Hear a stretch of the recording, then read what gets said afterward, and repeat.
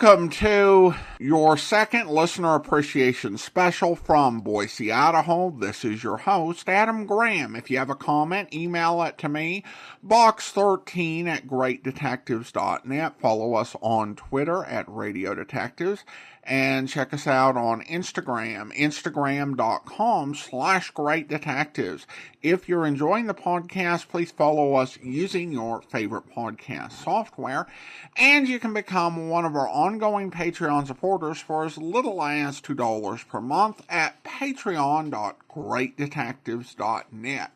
Well, we're going to do another one of our Twice Told Tale specials, but it's going to be kind of Twice Told Tale plus. This was inspired by John Abbott, who I've frequently referenced as the author of the Who Is Johnny Dollar matter. He noticed that the TV series Peter Gunn recycled some Johnny Dollar scripts, and he worked through the series and he found a lot of cases of recycled scripts by Blake Edwards.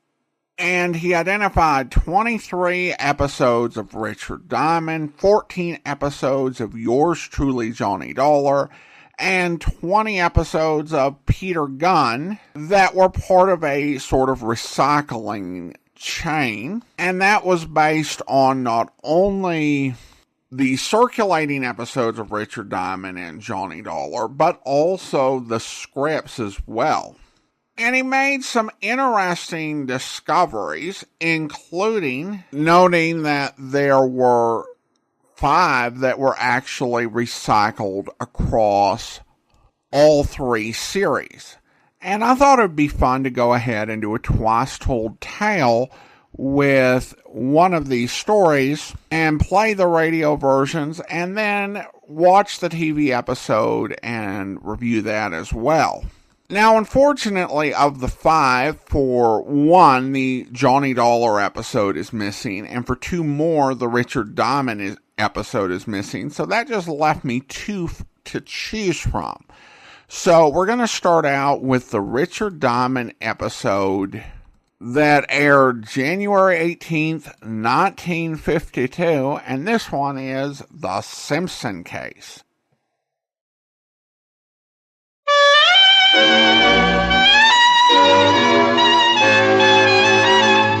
The makers of Camel cigarettes present Dick Powell as Richard Diamond, private detective.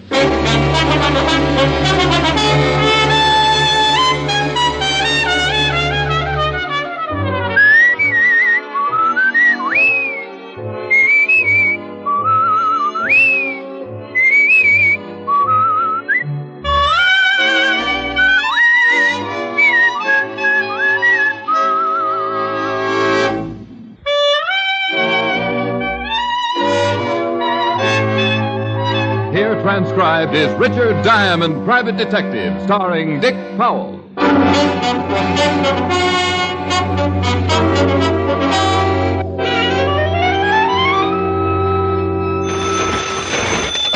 Diamond Detective Agency, we make crime pay for $100 a day. Hi. Plus expenses. Hi, Helen. I'd like to hire you. No cut rates for attractive redheads. But I'm a working girl. I only make $12.40 a week. Doing what? Running an elevator in the automat. My dear girl, there are no elevators in the automat. Oh, no wonder they wouldn't give me a raise. Oh, that's funny. I want to hire you to protect me from a man. He's been bothering me. And just who is this man? His name's Richard Diamond. Well, no wonder he's been bothering you. You've been bothering him. Will you take my case? Just as far as my apartment. We'll open it up and have a party. Oh, you're ridiculous. Only when I try hard. I miss you. I saw you last night. You're just bored. Uh-huh. And I miss you. I'm lonesome. I'm broke. I gotta hang around and pray for a client. Well, I've got a wonderful suggestion. Why don't you come over? What? Mr. Diamond? Why, yes. Come in. Rick, who is it? I don't know, but I'm making plans for some extensive research. I didn't mean to disturb you. I don't know how you could help it. Rick, who is that? I'll call you back when I find out. That's a girl. It certainly is. Rick! Bye. Now, Rick, you... Your girl? Hmm? On the phone. Just an old wealthy aunt. She's leaving me her lumber fortune. Oh, nice. Yes, sit down. Sit down, Miss, Simpson. Mrs. Oh. Yeah. So you have an aunt in lumber. Oh, yes. Broke one day, made $1 million the next. Discovered trees on her property. Trees on her property. Well, what are you going to do? I came in to hire you, Mr. Diamond. You have a kind heart and plenty of money, I hope? My husband needs protection. Yeah. I beg your pardon? Nothing. Just snapping at judgments. Occupational hazard. My husband is John Simpson. Perhaps you've heard of him. The John Simpson? Yes. No. He's retired. He discovered oil on his property. Oh, that one. Oh, sure. He was responsible for my bearings burning out at 700,000 miles. He was walking in the garden the other day. Going to drill in a daisy bed? Someone shot at him. Oh. He's all right. They didn't hit him. But I've been terribly worried ever since. Not to mention how your husband feels. He wouldn't call the police and wouldn't give me a reason. But he wants me to protect him. He doesn't even know I've come to see you. Well, what's he going to say? I'm hiring you, and I hope you'll understand. Well, I hope so, too. I charge $100 a day in expenses. I have my own bank account. How nice. Diamond Who Detective. is she? Well, Aunt Hannah. What? Oh, that's nice, Aunt Hannah. I think spruce is just the thing. Aunt Hannah. Spruce. Richard Diamond, Of course, Aunt Hannah. I'll talk to you later. I knew it. She's a blonde. She sure is, Aunt Hannah. Aunt Hannah. The one with the trees. Thinking about buying a carload of spruce. How nice. Am I hired? Of course. Then let's get out of here. Aunt Hannah might be over with a bat. Spruce? Of course. Well, that's how it started. A lovely blonde named Simpson with a wealthy husband. The husband had ducked a bullet in his garden, and now the lovely blonde wanted protection for him.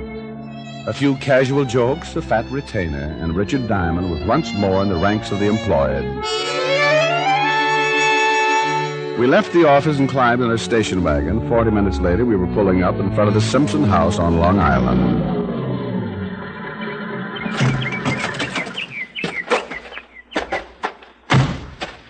Ah, quite a place. It's beautiful, isn't it? Yeah, if you like money.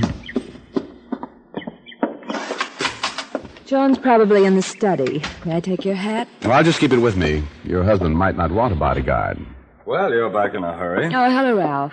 This is Mr. Diamond. Glad to meet you, Mr. Diamond. Hello. This is Ralph Simpson, Mr. Diamond, my stepson. People are more inclined to think we're brother and sister. Well, I can understand. Ralph was the one who suggested you. Oh, why me? Reputation. Looks like everyone knows about me but the man I'm supposed to protect. And he won't like it much at first. I've already been briefed. But whether he understands or not, it's most necessary he has protection. Well, let's get it over with.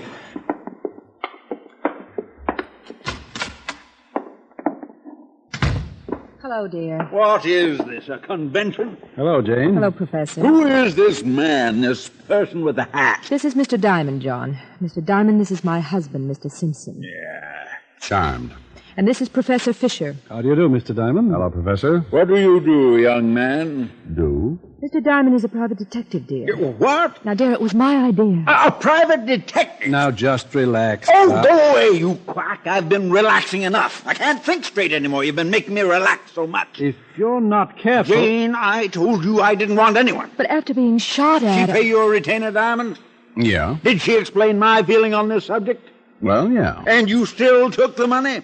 I've been poor. I told every one of you I can take care of myself. You know, I think he's right.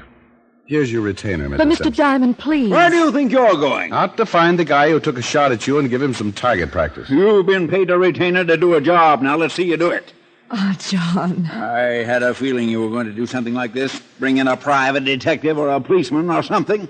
Well, if he's supposed to give me protection, that's what he'll do. Now, all of you, get out of here. I want to talk to this Mr. Diamond. Thank you, John. I'll see you at dinner, dear. Now, you take care of yourself, you old scoundrel. Oh, beat it! Goodbye, Mr. Diamond. Nice meeting you, Professor. Well, Mr. Diamond, I have a feeling you might regret this job. It's possible. I really wanted you. I was just keeping up a front for the benefit of the family. Is Professor Fisher one of the family? An old friend. Professor Fisher's a psychologist. After my stroke, he came to help me. He teaches me how to relax. You had a stroke? 3 months ago. The professor has been a great help. You have a physician also? I don't need one. No, as Long as you're here to protect me, I might as well tell you what it's all about. Answer me one question first. I'll try. Why not call in the police? I have you. Do I need the police now? When someone takes a shot at someone, I think the police should be the first to know about it. Now, if you are quite done, Mr. Diamond, I'll continue. I'm well done. This morning, if my wife had brought you in, I would have had you thrown out. I didn't want any outsiders mixed up in this. What changed your mind? A letter. Here. Mm-hmm. Typed. Oh, read it. All right, I will. I missed you in the garden. I won't miss again. You'll pay for Ashanti. It's in Africa. Oh. 20 years ago, I was in the mining business. I had a partner, Frank Victor. We didn't get along, and there was an argument one day in the mine. It was quite a scrap, and there was a cave-in. I got out. Frank didn't. There was an investigation, and I was cleared. Why tell me? The shooting in the garden could have been any crackpot. I didn't want any publicity, so I didn't want any outsiders. Then this letter. I have to confide in someone so they'll know who to look for. Who else knew about it? No one that it should make any difference to. Victor was a bachelor, without a family. Could be blackmail. Someone who was there or at the investigation. Then why shoot at me? To give you a good scare. You'll probably get another letter demanding money. This person must be caught. In my position, I can't afford the scandal. Now, you say I'm the first one you've told. Outside of your family? I haven't told my family a thing. Even my first wife didn't know about it. You've heard nothing of the incident for 20 years? Nothing. Well, I'll see what I can find out. I promised John Simpson my confidence. He offered me a large bonus if I should discover who had sent him the threatening letter. Then I borrowed one of his cars and drove back to the city, where I looked up an old friend, Lieutenant Levinson, 5th Precinct Police Station. Well, the smiling gumshoe. Well, hello, happiness and light. Want to do me a favor? Depends. Well, if you can strain your arches, I'd like some confidential information on the few people. What is in it for me? I promise not to tell anyone what a mercenary policeman you are. I'd like dinner, maybe a big steak. You'll get dinner, maybe chow mein. You got a deal with that restaurant? Certainly. They saved me all the leftover fortune stuck in the cookies. Who are you interested in? I want to know about a young guy named Ralph Simpson, an attractive blonde named Mrs. Simpson, and a man named Professor Fisher. Simpson, and Fisher. The boy named Ralph is the son of John Simpson. No. Yeah. The John Simpson? Know who he is? No. Well, unlike my Aunt Hannah, who discovered trees in her property. Your Aunt Hannah? Simpson discovered oil. Oh, that one. His wife is the blonde. Which blonde? The one I want you to check on, Mrs. Simpson. Oh, how silly of me. I should have known. Don't forget the professor. I thought you said his name was Fisher. I did. How does he fit in with Simpson? A friend of the family. Now, you got everything? Sure. Blonde named Mrs. Simpson, a son named Ralph. He's not her son. Well, you just said... He was John's son. Who's the blonde? John's other wife? John's other wife? That's right. Oh. He's her stepson. Oh. Well, why the devil do you want me to check on these people? I was thinking about having a bridge party. Give me the rundown on them. Sure. Walt. Huh? Put your shoes on. Oh. I gave Walt the rundown he wanted and headed for the newspaper, where I knew I could wallow through the morgue file and not be disturbed. I went back 20 years, and after wallowing for 3 or 4 hours, found a small article dated Ashanti, Africa, 1930. It didn't say much more than what John Simpson had already told me. It mentioned the mine cave-in and the pending investigation on the death of Frank Victor. In an edition dated 3 weeks later, I found the account of the investigation, and it verified Simpson's story. I left the newspaper and went back to my office to check on a few things. Then, as I was about to leave and close up until I'd finished the case, I got a phone call. Yeah? Diamond? Yeah? This is John Simpson. I took a chance you might be in your office. Oh, I was just coming back out there. This is John Simpson. I took a chance you might be in your office. Yeah, you said that. I'd like you to pick up something for me. Oh, sure. It's a package. It's at a bar on 57th Street. The Blue Pheasant. The Blue Pheasant on 57th Street. Mr. Diamond, this is John Simpson. Yes, I know. Anything else? Hello. Mr. Simpson. Bring it out to me right away. It's very important. I'll pick it up and bring it right out. Something wrong, Mr. Simpson? Hello? Oh. Funny.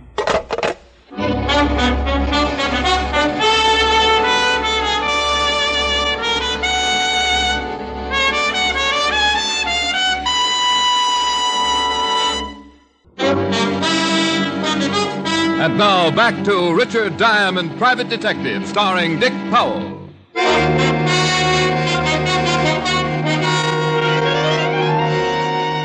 I left the office and went down to 57th Street in the Blue Pheasant, where I told the bartender who I was, and he handed me the package Simpson had wanted me to pick up for him. I drove back out to the house on Long Island. The maid let me in, and Mrs. Simpson met me at the study door.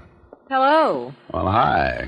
Where's your husband? Oh, I think he's still in the study. He was a little while ago. You going out? Some shopping. You're staying for dinner. Where's your stepson? Ralph went out just after you left. Did you want him for something? No. Just wondered. Then shopping? Oh, this is a package for your husband. He wanted me to pick it up. Dinner's at 7. Mrs. Simpson. Yes? Professor Fisher. What about him? How long have you known him? Since I've been married to John. Your husband said he was helping him to relax. Yes. Is there something wrong? I don't know. I talked to your husband earlier when he asked me to pick up this package. He sounded rather strange, kept repeating himself. Since he had his stroke, he does that sometimes. Well, shouldn't he have a nurse? He should, but he won't. If something should happen, Professor Fisher's number is in the book on John's desk. Or call the maid. I'll see you at dinner. Bye.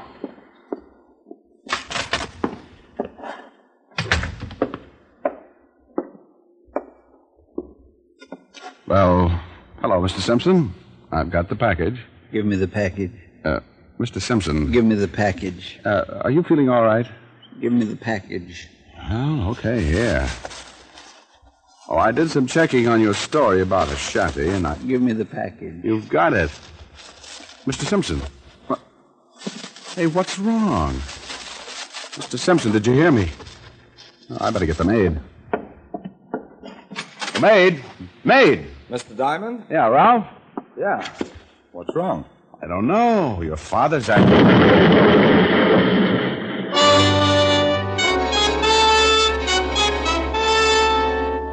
It felt like the whole building was coming down around my ears. Ralph and I were thrown back against the wall, and by the time we got up, the study was a smoking black hole. Dad! Dad! I stumbled in after Ralph, but there wasn't much to stumble in after. John Simpson had been blown to kingdom come.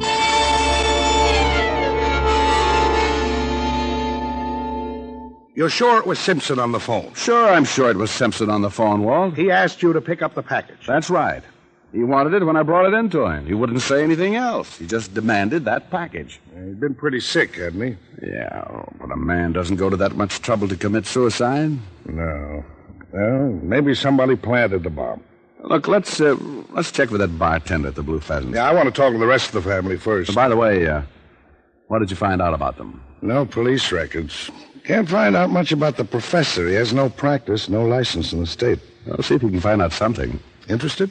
Yeah. It's funny when a man has a heart condition and won't have a doctor. I'll drag the professor in if you like. No. You go talk to the family. I'll go over and check for the bartender. Wait a minute, Sherlock. You better tell me how you got into this mess. Okay, Fatty. Guess it won't hurt now. I told Walt everything the late Mr. Simpson had told me, then headed back to town in the Blue Pheasant on 57th Street. By the time I got there, the place was pretty well filled, but the bartender who had given me the package that afternoon wasn't in sight. Yeah, Willoughby. Where's the bartender who was working this afternoon? How do I know? He just works in the afternoon. Where does he live? Why? Well, I'm collecting addresses of bartenders. Now, where does he live? You collect addresses. I collect wise guys. Beat it. You mean I got to show my little old badge? Your little old badge? Well, when you say so. Complex. He lives at 500 West 157th Street. What's his name? Earl Collins. No relation to Tom. No relation to Tom. Well, what are you going to do?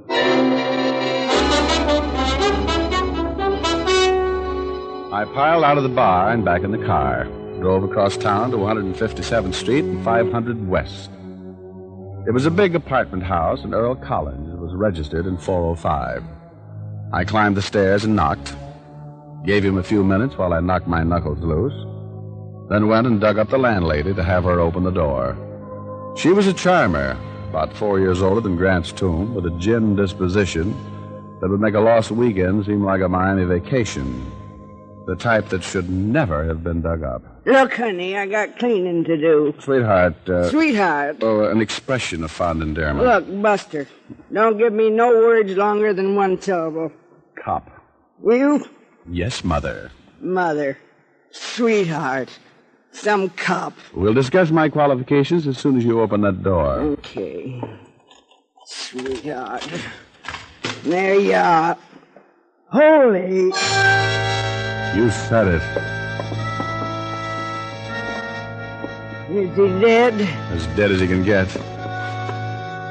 Still warm. I'm not interested. I need a drink. Did you see him come in? No. Did you see anybody else come in? I've been in my apartment all afternoon. I'm going back there. Killer used something awfully sharp. Neat job. Neat? What are you looking at? What's that other room? Hi, what's wrong? Keep it quiet. What's that room? Oh, good gosh, bedroom. Any other rooms? Hi. Answer me. Bathroom. Fire escape? Huh? Where is it? Into the hall. Look, there's some blood leading to that bedroom. Oh. Now, shh, take it easy. Go downstairs and call Lieutenant Walter Levinson. Oh, Lieutenant Levinson. Walter Levinson. Oh, goodbye. At the 5th Precinct. 5th Precinct, oh, yeah. There were several drops of blood leading to the bedroom door. There was a good chance that the killer had been surprised and couldn't get out. I went to the door and tried it as quietly as I could. It gave, and I kicked it open. The shades were down. The room was dark enough to make it difficult to spot anyone. I moved in with my gun in front of me. He was standing right by the door, and he had a knife. Drop it. No. You should have listened. Didn't want to.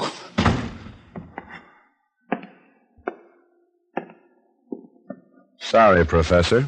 Don't be. It's better this way. Now, look, you're in bad shape. You better tell me about it. You fired the shot in the garden and sent the letter? Yeah. Help me sit up. Okay. Yeah. Lean against the wall. There you go. Well, I still can't figure why Simpson had me pick up that bomb. I made him. You did? I've been treating him for nerves. I started giving him a hypnotic when he had his first spells. During one of those times, he reenacted the Ashanti affair. So you decided to blackmail him? At first. Then when you took the case, we decided to eliminate him. We? And Mrs. Simpson and I have been... Hadn't got much time. Internal bleeding. Police will be here pretty quick. Decided to kill the old man, and Jane would get the estate. I thought you'd be blown up with him. Mr. Simpson was under some sort of influence when I walked into the study. My profession. After you left, I returned and talked him into a deep sleep. I had him call you at your office. He nearly messed it up. Hypnosis? Nothing unusual. Simple suggestions. And when I walked into the study? He'd been ordered to ask for the package and open it.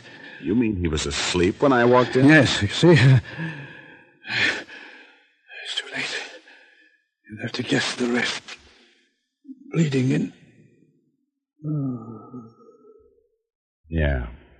Well, you better lie down again, Professor. You'll have to get used to it.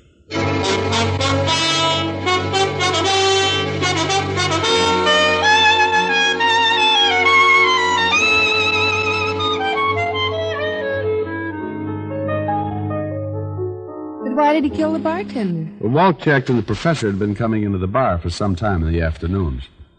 He made friends with Earl, the bartender, and left the package with him. When he found out I hadn't been killed in the blast, he killed Earl to keep him from identifying him. Oh, charming. Yep, like an asylum in an earthquake. Well, I told you to stick to redheads. Oh, really? Well, you know any available ones? One. How available? You'll have to do some extensive research. Okay. After dinner. I do not do any research on a schedule. Don't you want any dinner? Well, sure. Will it get cold? Let it. Rick. What? I'm hungry. Oh, for Pete's sake. You sing something while I go put the food on a tray and we can eat in here by the fire. You're going to get fat and sassy. Rick. I take it back. You're already sassy. You sing something. I'll be right back. I'll be right back. Gotta sing for everything. Oh, dee-doo-doo-doo-doo-doo-doo-doo. That's nice.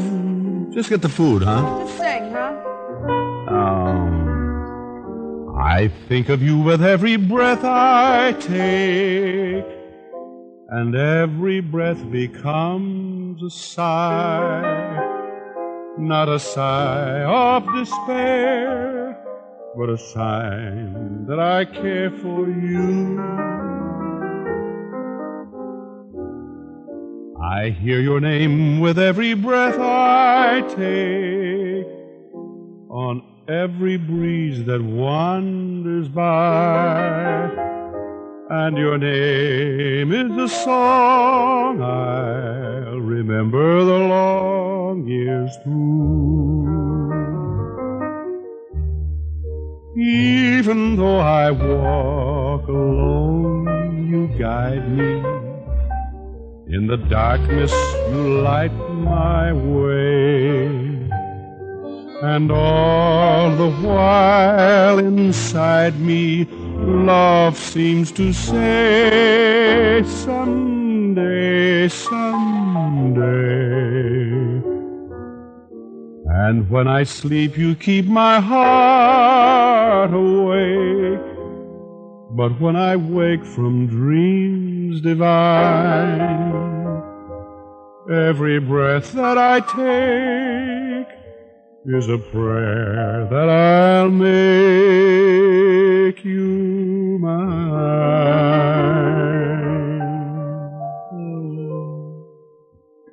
Rick.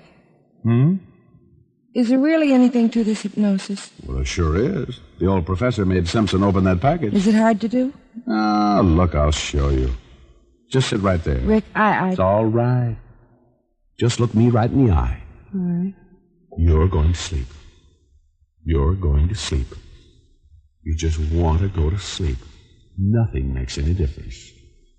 Just sleep. Sleep. Sleep. Rick? Shh. Deep, deep sleep. A deep, sharp, peaceful... Oh, for Pete's sake.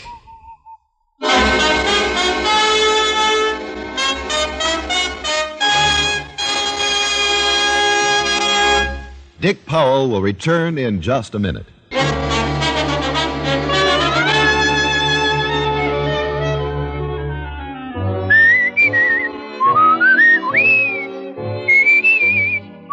Tonight's transcribed adventure of Richard Diamond was written and directed by Blake Edwards with music by Frank Worth. Virginia Gregg played the part of Helen Asher, and Alan Reed was Lieutenant Levinson. Others in the cast were Jeanne Bates, Herbert Butterfield, and Tony Michaels. Be sure to listen to another great camel show, Vaughn Monroe and the Camel Caravan, every Saturday night. Welcome back. A somewhat typical Diamond story for the era, with some nice humorous moments, and I thought a really solid musical number at the end. One challenge with Richard Diamond was that in order to facilitate the separate music and comedy portions, they tended to occasionally abbreviate the stories, which really could have been fleshed out a bit more. It was also kind of interesting to hear a conversation with Walt Levinson really driving so much of the humor.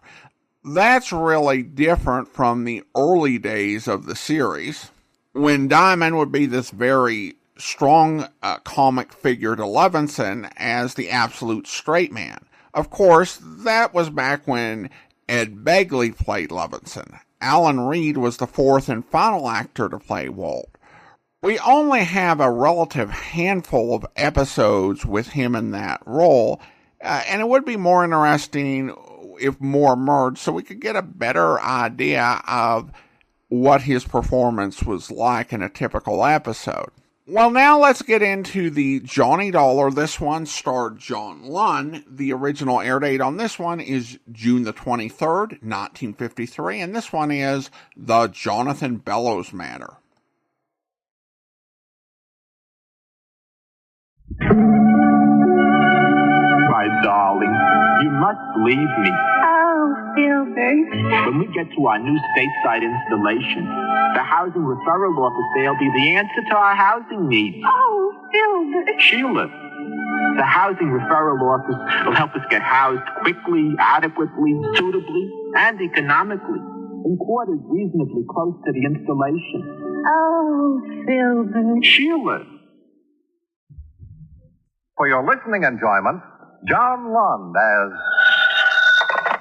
Johnny Dollar. Roger Stern, Dollar. Oh, hello, Mr. Stern. What can I do for you? We insured Jonathan Fellows. Somebody tried to kill him. Is that the Jonathan Bellows? The industrialist. Yeah? His wife went to the police, but Fellows refuses any protection. Doesn't seem worried. Considers the potential assassin just a crank. Well, what do you want me to do? Look into it. We insure Fellows for $500,000.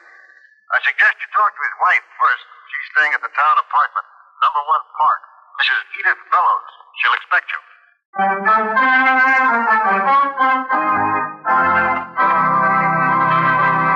Right now, I'd like to take a few minutes of your time to pass on a thought which, incidentally, concerns time. According to the Bible, to everything there is a season and a time to every purpose under the heaven. We all agree on that, I'm sure. And we'll also agree that the regulation of time also depends on the season. For example, did it ever occur to you who decided where our 4 time zones in America should be exactly? Well, back maybe 75 years ago, there were about 150 different time zones which were set up according to the whim of the local inhabitant. Most of the time was called sun time, and there could be 15 minutes difference between the clocks of 2 towns only 10 miles apart. So, to get rid of the confusion, the Interstate Commerce Commission was established. It divided the United States into 4 standard time zones so that railroads, planes, buses, and the mail could run on schedule. Of course, if a city wants to go on daylight saving time during the summer, that's a decision which is made locally. The standard time remains the same everywhere else. But setting the nation's clocks isn't the only job of the Interstate Commerce Commission, however. It also makes rules and regulations for the various means of transportation which go from one state to another. It sees that railroads, truck lines, barges, and boats operate safely, charge reasonable rates, and give good, dependable service. It also protects trucks and bus drivers from working such long hours that they might fall asleep while they're driving. The Commission also demands that trains, engines, and machines have safety and stop devices.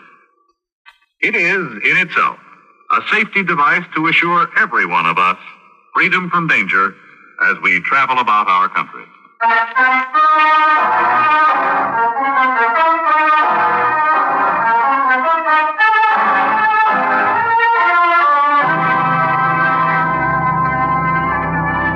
Expense account submitted by Special Investigator Johnny Dollar to Home Office, Intercontinental Indemnity and Bonding Corporation, New York City. The following is an accounting of expenditures during my investigation of the Jonathan Bellows matter.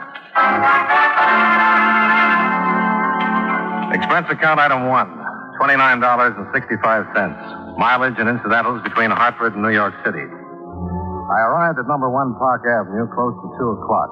Mrs. Edith Bellows, a very attractive redhead somewhere in the early 30s, met me at the door and showed me into her luxurious apartment. Sit down, Mr. Dollar. Thank you. Mr. Stern explained the situation to you? Only that someone tried to kill your husband. Yes, day before yesterday. Jonathan was walking in the garden and someone shot at him. Fortunately, they missed. Mr. Stern said your husband refused police protection. He's a very unusual man, Mr. Dollar. I would say so. He's not a young man, 63. He's retiring and doesn't particularly care for people, especially people who meddle. Unfortunately, he considers the police meddlers. Has he hired any kind of protection? No. Isn't he worried? Well, he doesn't show it, but knowing him as I do, I'd say he's mildly concerned. Someone takes a shot at him and he's only mildly concerned? It's the nature of the beast, Mr. Dollar. Well, I'm sure you're aware that intercontinental indemnity is more than mildly concerned. Yes, and so am I. Well, the whole family, for that matter. I'll certainly give you all the cooperation that I can. I think everyone else in the family will be greatly relieved. Except your husband. I'm afraid he won't like it much. It'll be pretty hard investigating if he has me thrown out of my ear. Well, you've one thing in your favor. You're not a policeman. Yeah. But when I'm on a job, Mrs. Bellows, I've been known to meddle and meddle and meddle.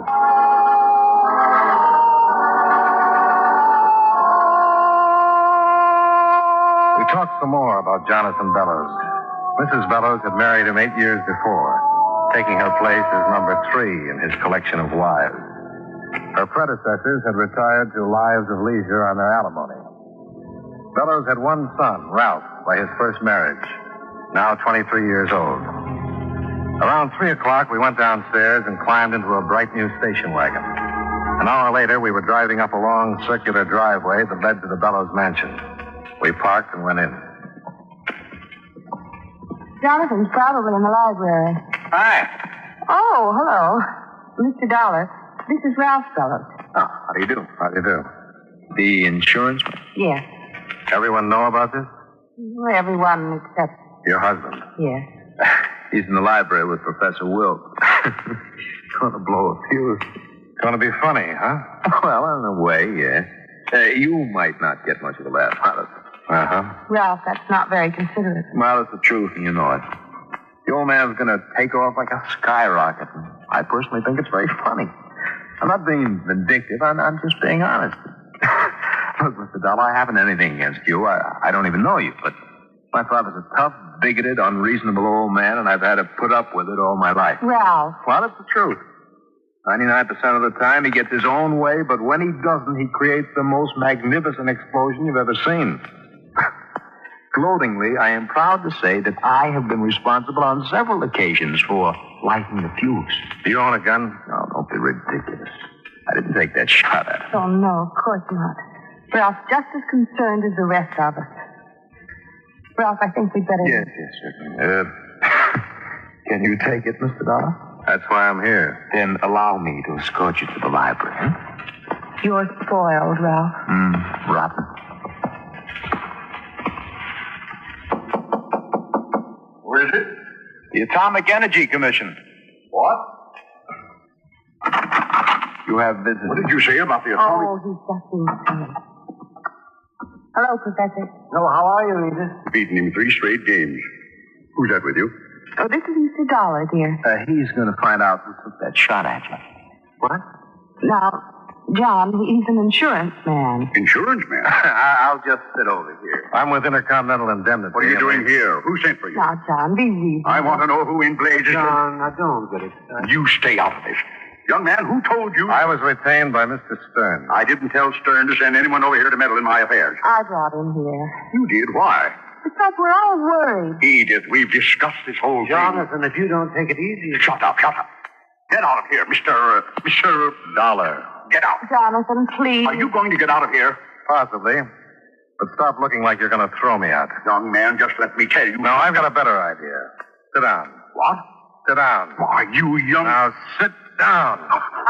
Ralph, be still. I've got something to say, and you're going to hear me out. Now, look here, Mr. Dollar. You've got no right. Who are you? Professor Wilt, Johnny Dollar. Okay, Professor. I'm going to say what I've got to say, whether you think I've got any right to or not. If you want to listen, you're welcome. Well, thank you. Young man, if you have something to say, say it and get out. Then I'll place a call to your company and see that you're immediately discharged. You're due for a big shock. I don't know how interested you are in maintaining your insurance policy, but if this attempt on your life isn't investigated, you're not going to have a policy. Are you finished?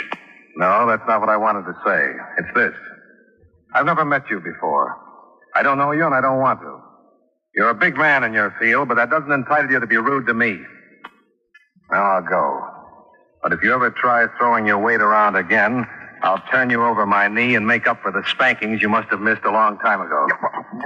I'm sorry, Mrs. Bellows. It's pretty obvious your husband doesn't care how much his family worries about him. Now, if you'll let me call a cab, I'll get out of here. Mr. Dollar. Yeah? Would you stay a moment? No. confound it, young man. Now who's being rude? Compared to you, I'm still in the bush league. Would you please stay for a moment? I'd like very much to talk to you. Please. Mr. Dollar. You'll be miserable. And you keep your mouth shut, Ralph. Yes, Father. Well, Mr. Dollar. Okay. If you excuse us, I'd like to be alone with Mr. Dollar. Certainly, dear. We'll finish the game later, Professor. Of course. And I want to see you later, Ralph. Of course. Sit down, Mr. Dollar. Let's keep it this way. I'm still a little nervous. How much do you know about this shooting? Only that someone tried it on you. Mr. Dollar, I know who took that shot at me. You do? Here. Read this letter. I missed you in the garden. I won't miss you again. You'll pay for Ashanti? Ashanti. It's in Africa. 30 years ago, I was in the mining business. I had a partner, Frank Victor. We didn't get along, and there was an argument one day in the mine. It was quite a scrap, and there was a cave-in. I got out. Frank didn't. There was an investigation, and I was cleared. Why are you telling me this? Because I've decided to trust you. I'm not particularly fond of you, but I believe that you can get things done. I'm working for the insurance company, Mr. Bellows. Certainly, but as I'm sure you must have gathered, this sort of thing can create some very unfavorable publicity. Do you think this Frank Victor is alive? He must be. I've never told anyone of this incident. Well, there were certainly other people involved when it happened. Yes, but no one who was out to get me. Why would anyone else but Frank Victor want to kill me? But he didn't kill you. Maybe it was someone who knew of the accident. But what would he have to gain? Blackmail, maybe? I told you it was an accident. Sure. But maybe someone figured they could scare you into believing Frank Victor was still alive. Out to kill you. You pay over enough money and... Not on your life. Not my life, Mr. Bellows. Yours. But why wait this long? 30 years. I have to admit that kind of stops me. You've been a big man in the business world for a long time. Nobody'd ever have any trouble locating you. What do you intend doing first? Going back to New York? Why? Oh, lots of little things. Mr. Dollar, as long as I have taken you into my confidence... Mr. Bellows, someone took a shot at you. It might happen again and you might be dead. Now, if you want me to prevent something like that, you'll just have to trust me. My wife drove you here? Yes. Then you need a car. Take the station wagon. Well, now, when do you think you'll be returning? Probably tomorrow. Well, you can stay at the town apartment. I want to be in touch with you. You might just as well take advantage of the empty apartment at number 1, Park Avenue. Yes, I know. I'll see you tomorrow.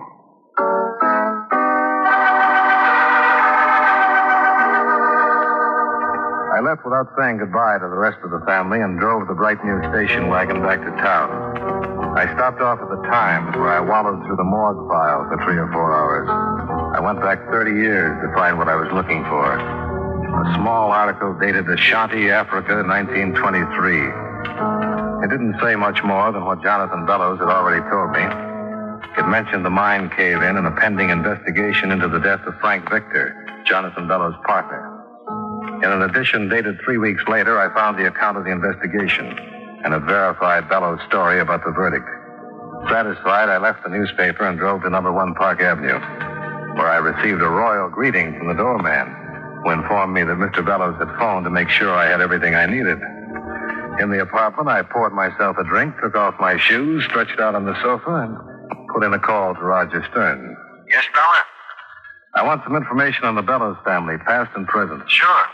Find out where his other 2 wives are and how long they've been there. Put a man on it right away. And find out about a Professor Wilt. Wilt? Yeah, W-I-L-T, I think. Friend of Bellows. Plays chess with him. Also, I'll need a background on all the servants. When do you want it? Pick it up tomorrow morning. If you want to reach me, I'm at, wait a minute. Plaza 52099. Number 1, Park Avenue. Do I know her? Oh, I wish you were right. Apartment belongs to Bellows. He let me use his station wagon, too. I don't believe it. It's my big blue eyes. I just batted him a couple of times, and presto. Presto? Sure. Station wagon, Park Avenue apartment, and you better be nice to me. A couple of more bats, and he might buy me my own insurance company.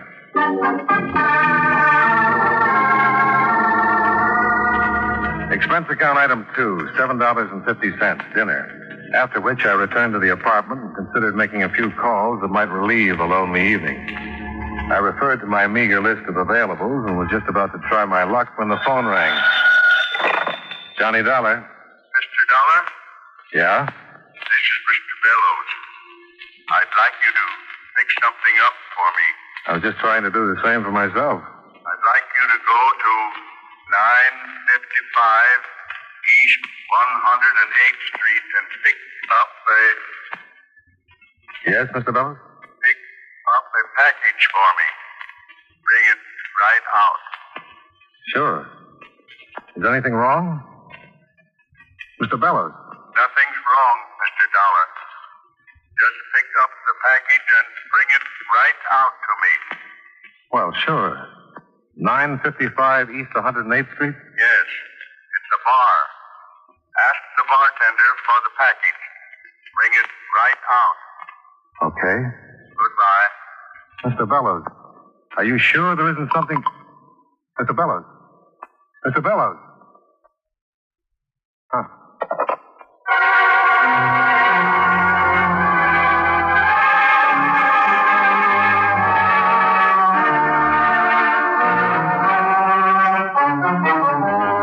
And now, with our star, John Lund, we bring you the second act of Yours Truly, Johnny Dollar.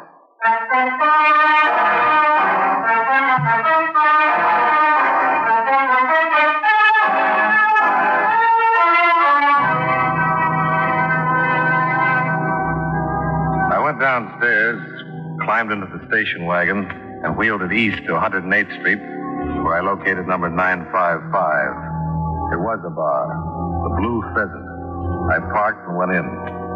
I introduced myself to the bartender, and he gave me the package Bellows wanted. Then I left and drove upstate to the Bellows mansion. Hello? Good evening. Where's your husband? Well, I think he's still in his study. He was a little while ago. You going out? Yes, to see some friends. Where's Ralph? Well, he went out just after you left this afternoon. Jonathan gave him a pretty harsh scolding. Uh-huh. You been shopping? Package for your husband. Called me about an hour and a half ago. Wanted me to pick it up. What is it? I don't know, but it's heavy. Well, I'll see you later, Mr. Dollar. Mrs. Bellows, Yes? your husband's a healthy man, isn't he? Yes, of course. Why? Well, when I talked to him on the phone, he sounded, well... What? Well, I don't know. It's strange. I just said goodbye to him. He seemed fine. He played chess with the professor until about 7. I saw him right after that. He seemed fine then. There's nothing the matter with my husband, Mr. Dollar. Huh. He's in the library, huh? Yes. Have a good time. Oh, thank you. Goodbye.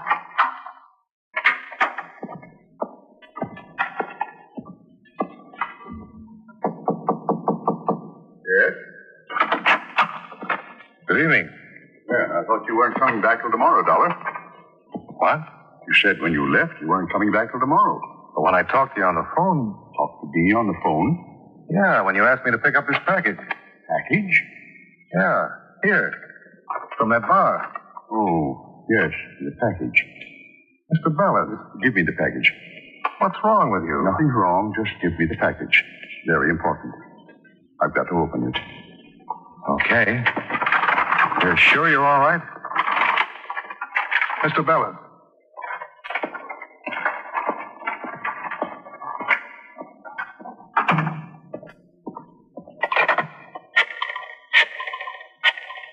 Well, hello, Mr. Dollar. Oh, Ralph. Thought you'd gone out. Ah, just got in. I was just calling a company doctor. Doctor? I think there's something wrong with your father. What do you mean? He called me about an hour and a half ago. Told me to pick up a package. I just brought it in to him, and he acted like he never even phoned me.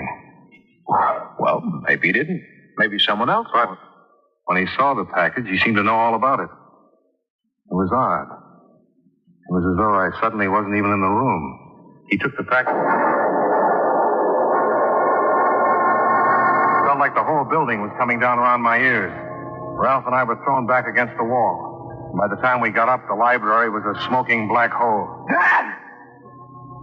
Jonathan Bellows had been blown to kingdom come.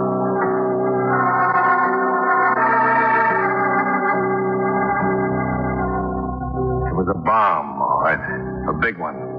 Planted in the package I'd given him. I called the police, and Ralph located Mrs. Bellows. Then I jumped back into the station wagon and doubled the speed limit getting back to town. The police would be busy enough until I got back. I wanted to get hold of that bartender who had given me the package. By the time I got to the Blue Pheasant, it was pretty well filled with customers, but the bartender I was looking for wasn't in sight. Yeah, what'll it be? Where's the bartender who was working here earlier? He gets off at 8. Where does he live? Why? I'm collecting addresses. Now, where does he live? You collect addresses. I collect wise guys. Beat it. Look, friend, that bartender is mixed up in a killing. What? Murder. He's a bad boy. Now, you want to give me his address, or do I make a call and flood this place with cops? Murder? You know, when someone dies the hard way and society frowns. Now, come on. What's his name? Where does he live? Earl Phillips. 588 East 157th Street. Thanks. You've been just wonderful. Well, look, I didn't know it was anything like murder. Honest, if I'd have known, I wouldn't have given you any... Please. I'm getting all choked up.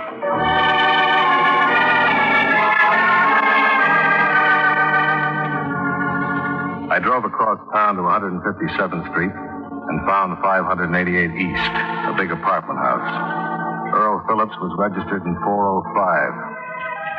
I gave him a few minutes while I knocked my knuckles loose, then went and dug up the landlady to have her open the door. Oh, she was a dream.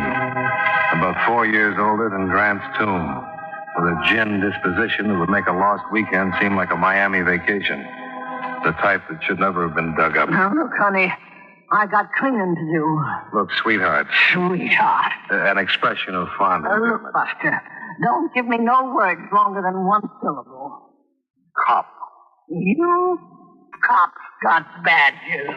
Here. Don't look like a badge to me. These are my credentials. John? Johnny. I should have brought my glasses. Johnny Dollar, insurance investigator. Insurance? Now, let me explain, madam. I work with the police. I don't sell policies. I'm an investigator. I investigate things. Yeah. Well, suppose you tell me what you're investigating. Murder. Murder? Mr. Phillips? With the door open, we'll both know so much. Oh, okay.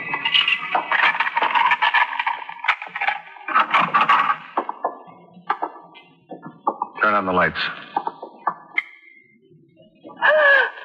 Oh, my land sakes. Yeah, mine too. Is he? He sure is. Still warm. I'm not interested. I need a drink. Did you see him come in? No.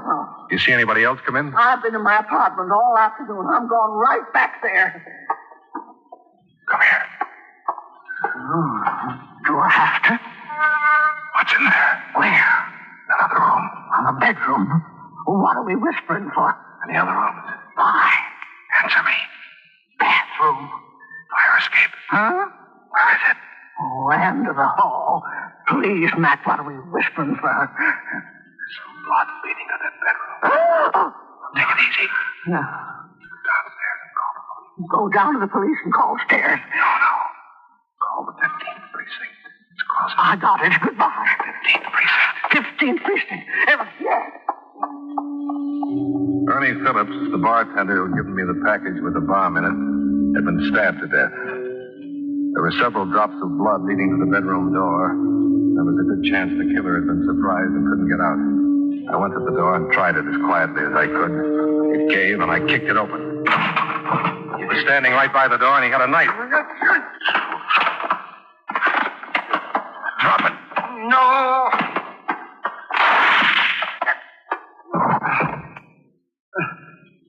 You should have listened to me, Professor.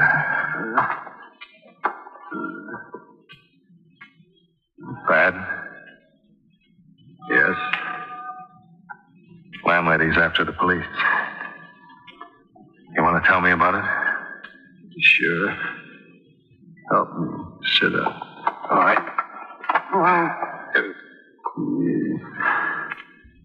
Thank you. I suppose you wonder how Bellows called for that package with the bomb. It was his voice. It was Bellows. I've known him for a number of years. I was treating him for his nerves. You an MD? No. Years ago, I worked in a carny at the carnival. Card tricks, magic, hypnosis. I finally managed to save enough and set myself up as a psychotherapist. It was arranged I meet Bellows at a party. I told him I could help him. Actually, I did help him. Simple hypnosis. Turned out to be a good setup. Paid me well while I had him on. I learned a lot about his business and his personal life, too. He told you about the Ashanti affair? Yes. We decided to make it look like blackmail. We? That's Edith, Mrs. Bellows. She would have gotten half of the estate and the other half to Ralph.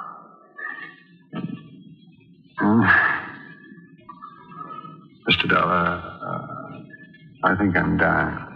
The police should be here any minute. Well, it was Edith's idea. I met her some time ago. She arranged the meeting with Jonathan. He was hypnotized when he called me? Yes. I left the bomb with Ernie. He's a bartender I've known for a long time. He didn't know anything about it, but he would have identified me as the one who gave him the package. And Bellows was hypnotized when I walked into the library with the package? No, post-hypnotic suggestion. Told him when he was given the package, he was to take it immediately and open it. You can hypnotize a man, tell him to do something hours later when he's awake, and he'll do it? Well, he did it, didn't he? Yeah, he certainly did. Well, here they come. Where are they? I don't know. Sirens. Can't you hear them? What's that? I said sirens. That's how I knew the police were... Professor. Well, you wouldn't have liked the sound anyway.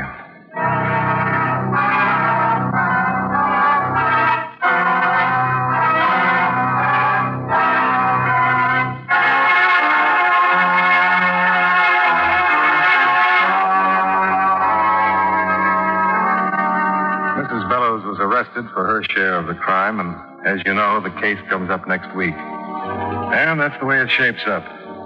They needed someone to be a witness to the letter and hear the old man's story firsthand, and I wound up the patsy.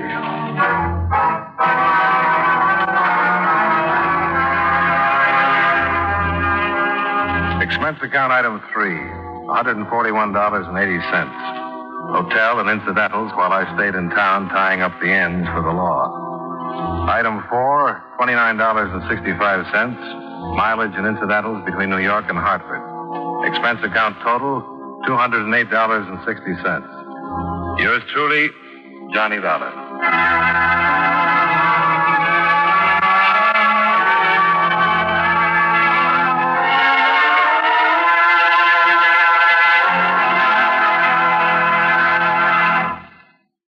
You know, many great men have attained the highest office in our land, the presidency of the United States.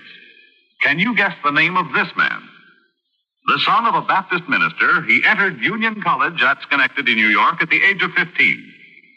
He was the fourth vice president to become president through the death of the chief executive. One of his first acts as president was the signing of the Civil Service Act. The territory of Alaska was organized during his administration, and standard time was adopted throughout the country. If you don't know his name by now, here are two more clues. While he was president, the American Federation of Labor was organized, and the Brooklyn Bridge was completed. Who was he? Chester Allen Arthur. Welcome back. Usually the PSAs are unrelated, but you notice the first PSA was about standard time. The second PSA was about Chester A. Arthur, and they mentioned how Standard Time was implemented during his administration. It all came together and makes me feel like I should read up on Chester A. Arthur. In terms of the episode, Blake Edwards did a good job fleshing out the story and fitting it to Johnny Dollar. I tend to think that a lot of the early Lund stories that were recycled from elsewhere weren't properly set to fit his characterization of Johnny Dollar. But here, it really is pitched just right.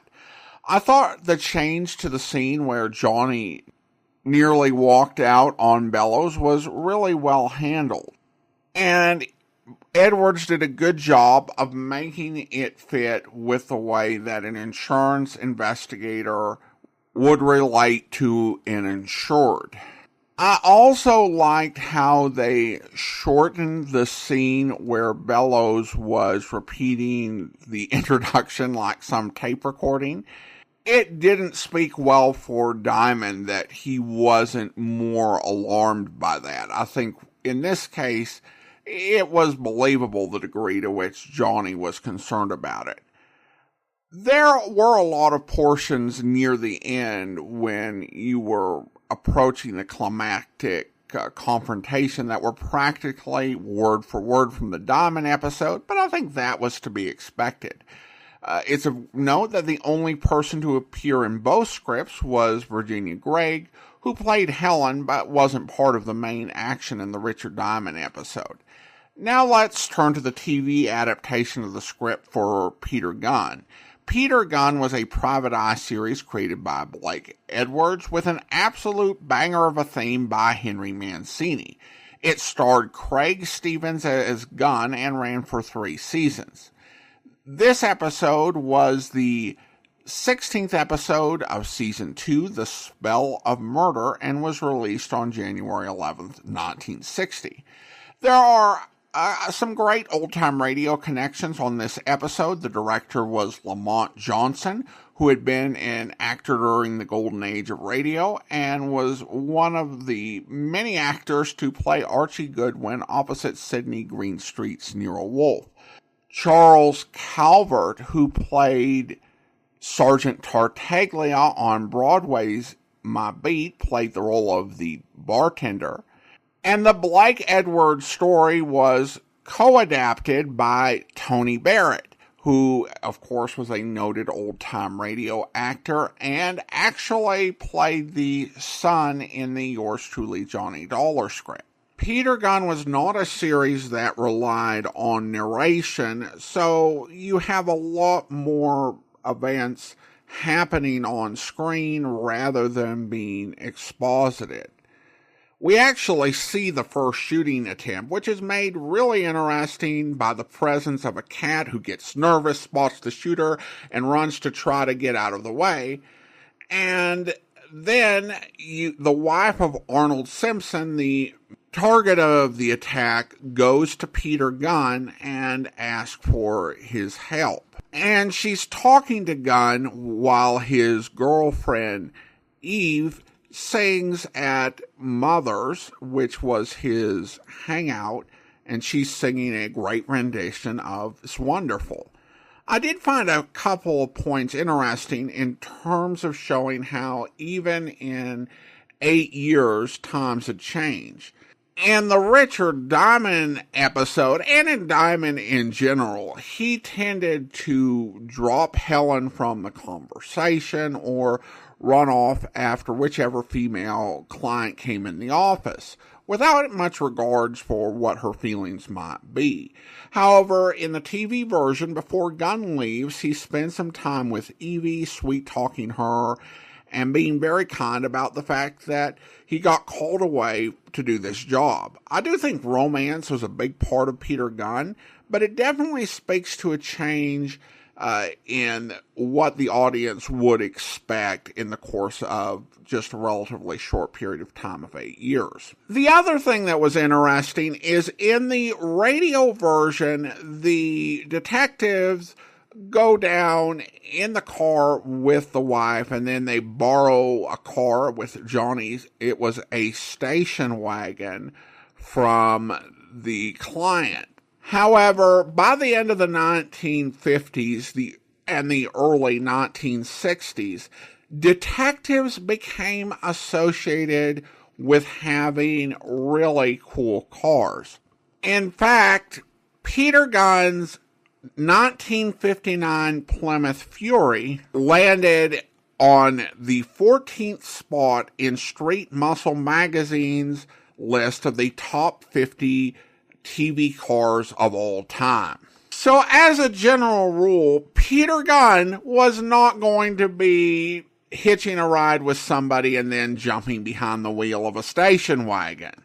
And as Street Muscle magazine also pointed out, Plymouth was a sponsor of Peter Gunn, and generic station wagon was not a sponsor. So Peter Gunn followed Mrs. Simpson to the address. Now the script makes a lot of changes in the TV episode, and I don't want to belabor all of them.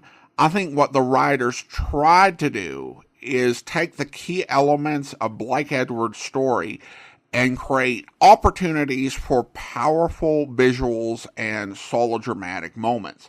For example, they made the mine incident more recent and had it happen only 50 miles away so Peter Gunn could investigate in his rather stylish automobile rather than calling someone up on the phone. And mostly I felt the episode was pretty effective. There are some TV series from the 1950s that I feel are kind of rough visually and don't really take advantage of the opportunities you have. But Peter Gunn was one of the better TV programs when it came to making the episode visually interesting and eye-catching and drawing your attention. The only two things that I kind of would have an issue with is I don't think the scene where he got the bartender's address was as effective as it was in either radio version. They did beef up the climactic scene to make it more visually interesting and dramatic. They had it raining outside, and they had their fight end up going onto the fire escape.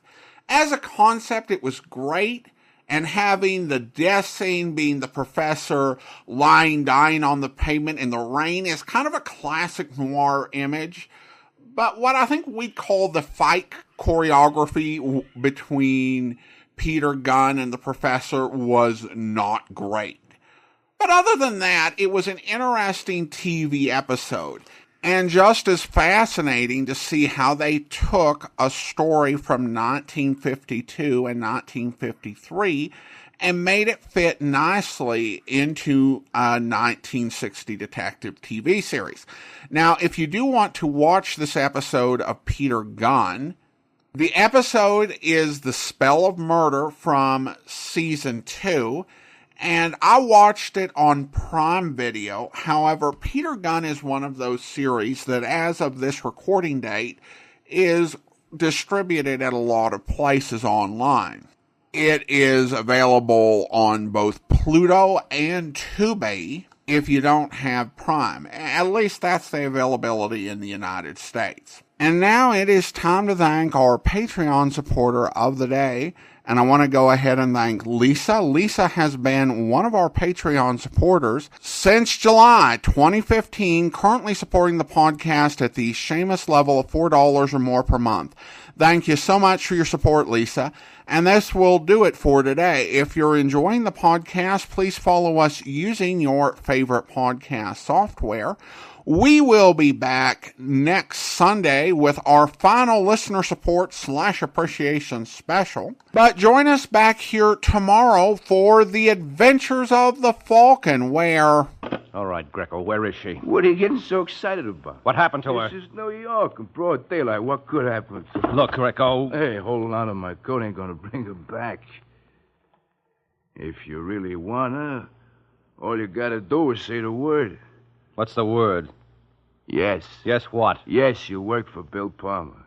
What are you talking about? Did you read about this jerk Danny Bell getting himself knocked off last night? Well? Well, the cops think the boss did it. Why? Did you ever try to reason with a cop? Yes. You've been pretty successful. That's why Palmer wants you to work for him. Was it his idea to grab Louise? Who says anybody grabbed her? You jump to conclusions. All right. When will she be released? The minute I get your word, you go to work. How do you know I won't break it? That's where guys like us got the advantage over guys like you. We trust you. I suppose I turn up evidence to prove that your boss did kill Danny Bell.